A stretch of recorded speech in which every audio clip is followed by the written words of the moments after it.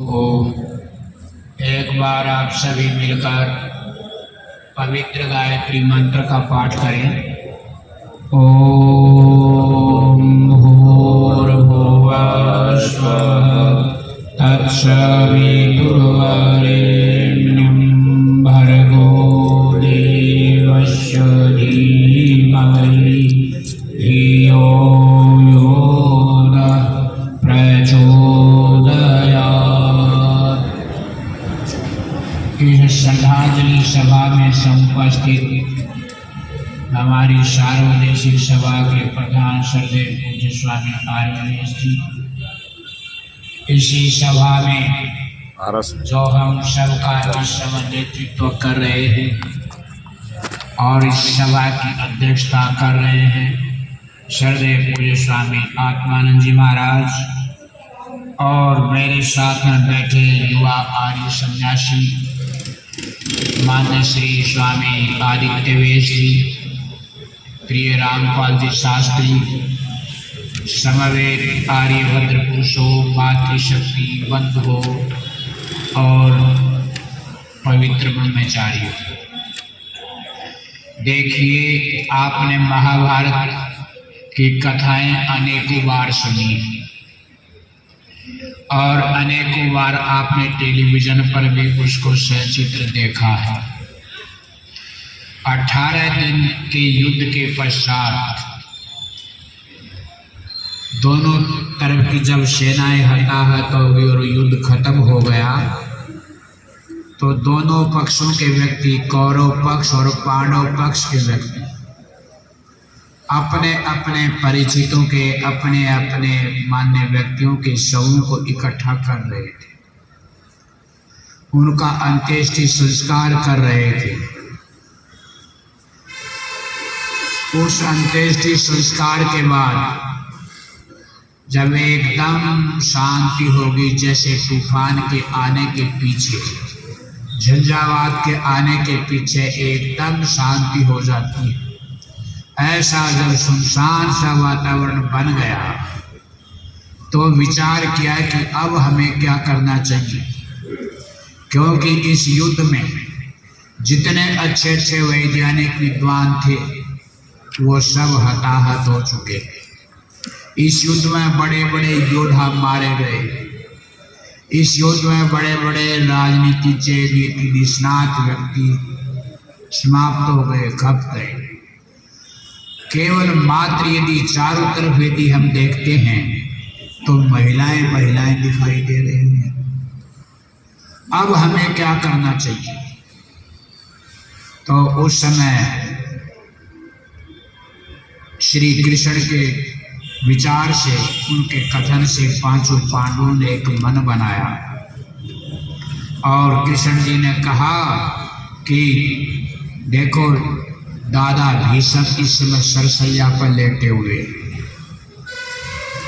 उनके पास जाकर के हमें उपदेश लेना चाहिए, ज्ञान ग्रहण करना चाहिए। जब वो सरसैया पर कुरुक्षेत्र की भूमि में लेटे हुए थे तो योगीराज कृष्ण के साथ साथ पांचों पांडव और द्रौपदी सब जा रहे जहाँ वो लेटे हुए थे, और वहाँ जाकर के जब वो परिक्रमा करते हुए अभिवादन कर रहे थे तो पैरों की तरफ जाकर के पांचों पांडव और योगीराज कृष्ण खड़े हो गए हाथ जोड़कर। तो उस समय दादा आंखें टिमटिमाते हुए पूछते हैं, कहो क्या इच्छा है, क्या विचार है? तो योगीराज कृष्ण ने बतलाया कि दादा, इस समय तो सब ये युद्ध तो खत्म हो गया और दोनों पक्ष के वीर सैनिक जो वीर गति को प्राप्त हो गए थे उनकी भी अंत्येष्टि हो गई, पर अब बड़ी मुश्किल है कि अब हम क्या करें और कैसे करें। तो उस समय कहते हैं कि आत्मा नदी संयम पुण्य तीर्था। दादा भीष्म लेटे हुए उपदेश कर रहे हैं कि आत्मा नदी संयम पुण्य तीर्था, सत्योद का शील तटा गयोर्मी, तत्राभिषेकम कुरु पांडुपुत्र नैवारिणा शुद्धति चांतरात्मा। युधिष्ठिर सुनो इस बात को, ये आत्मा रूपी नदी बही जा रही है। इस आत्मा की आवाज को सुनना तुम्हें क्या प्रेरणा दे रही है। आत्मा व निधिध्यासितव्या, आत्मा व मंतव्या, ये सारा उपदेश छांदोग्य उपनिषद में भरा हुआ है तुम्हारे लिए। तुम उसको पढ़ो, विचार करो और उसके अनुसार आचरण करो। केवल मात्र अपने बड़ों के फूलों को लेकर के, उनकी कुछ हड्डियों को लेकर के और हम गंगा या किसी और जल के प्रवाह में प्रवाहित कर ले और पिंडदान कर दिया और मान लिया कि ये सब जो करनीय था वो कर लिया, वो कृत्य पूरा हो गया। इससे कल्याण नहीं होगा, क्योंकि कल्याण यदि होगा तो वो इस चीज से होगा कि जब तुम अंतर्मुखी वृत्ति को धारण करके अपने आप में जब चिंतन करोगे, विचार करो कि राजा को क्या करना है। तो राजा को क्या करना है ये आप अपने आप में विचार करो, क्योंकि पानी से तो शरीर शुद्ध होता है।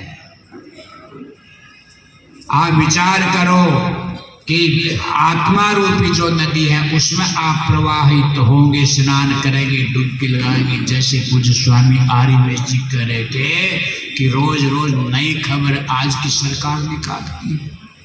हम मोबाइल फोन को देखते हैं अपने काम के लिए कि हम किसी मित्र को फोन करें, किसी मिलने वाले को फोन करें, हम कोई नई कोई वैज्ञानिक कोई चीज़ देखें। इसमें अच्छी अच्छी ज्ञान की बातें भी बहुत सी आते हैं, पर उसके खोलने से पहले पाखंड पहले आ जाता है। और क्या पाखंड की पिछले वर्ष पिछले कुंभ में इतने लोगों ने डुबकी लगाई और अब की बार इतने अधिक व्यक्ति, इतने गुना व्यक्ति बढ़ रहे हैं। तो इसी में हमारी सरकार हित सोचती है, हित चिंतन करती है। जबकि भीष्म पितामह इस बात को कहते हैं कि किसी नदी के प्रवाह में स्नान करने से आत्मिक उत्थान नहीं होगा। आपका आत्मिक उत्थान तब होगा जब आत्मा रूपी नदी के अंदर, जिसके संयम रूपी किनारे, जिसकी साधना रूपी भूमिका है, आप उसमें स्नान करो तो आपका कल्याण होगा, समाज का कल्याण होगा।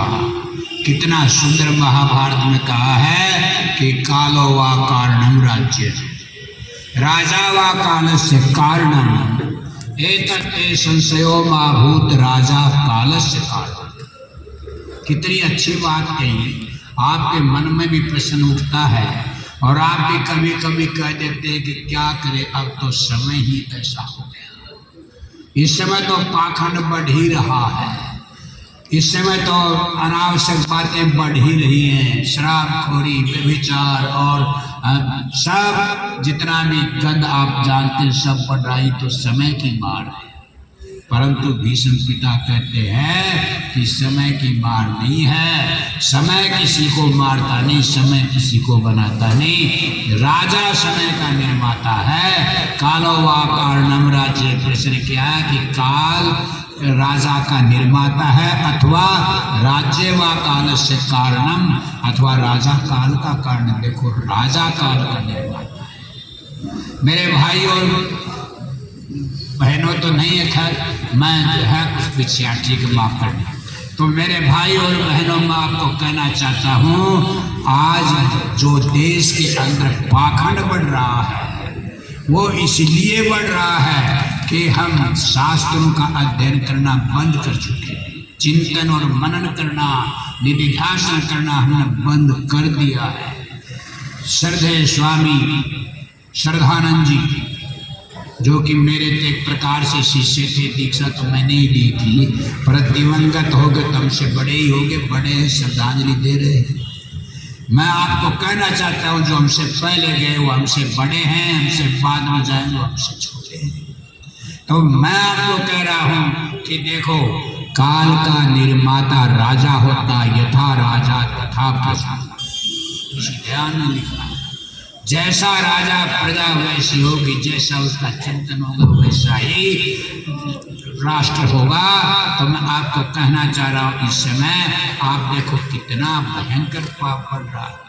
ऐसे ऐसे तो विधायक बहुत कम हैं, जैसे आदमी देवतिया सब बैठे हुए हैं, जो छाती खोल करके कह सकते हैं कि मैंने आज तक कोई भी गलत कार्य नहीं किया, कोई भ्रष्टाचार नहीं किया। ऐसे खुली सभा में कौन कह सकता, वही कह सकता जो दयानंदी होता है। अश्वपति के राज में भी इस प्रकार के कुछ व्यक्ति थे। राजा स्वयं कहता है, न में जनपदेश देनो न कदरियो न मध्यपः नाराहिताग्रे न विद्वान न स्वरीश्वरिणी कुतः। तो राजा अश्वपति स्वामी जी महाराज ने मेरे व्याख्यान में बढ़ोतरी कर दी और सहायता कर दी। और यही बड़ोगर सार्वदेशिक सभा काम भी यही है कि पिछड़ों को आगे बढ़ाओ।